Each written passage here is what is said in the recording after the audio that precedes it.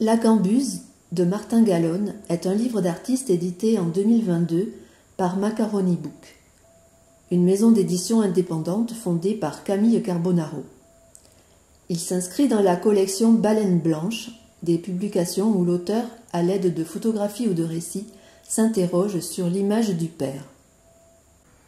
À première vue, ce livre est constitué d'archives familiales et se présente matériellement en 2 volets. Le plus conséquent est un cahier où se succèdent des photographies vernaculaires, généralement en couleur, présentées en pleine page ou superposées à d'autres documents.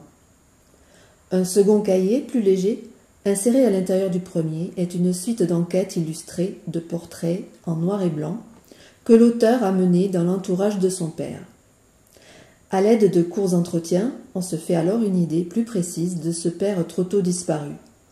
Une forte personnalité, attachante et généreuse, qui brûla sa vie sans compter. Mais c'est aussi, et surtout, le récit de La Gambuse, ce restaurant ouvert en 1980 dans un village du sud de la France, qui se substitue au père, ou plus précisément qui le prolonge et l'incarne. Car si La Gambuse tient ici le premier rôle, n'oublions pas que c'est le titre de l'ouvrage, on en arrive à penser que La Gambuse et le père sont une seule et même identité. La preuve, depuis sa mort, La Gambuse est un bâtiment en friche. D'une certaine manière, c'est un livre qui cherche à tracer le portrait d'une personne, un peu façon cubiste.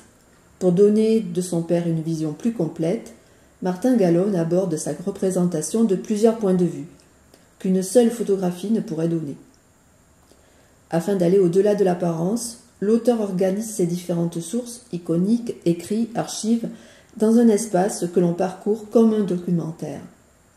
C'est à partir de plusieurs angles qu'il nous amène à reconstituer l'image de son père en 3 dimensions.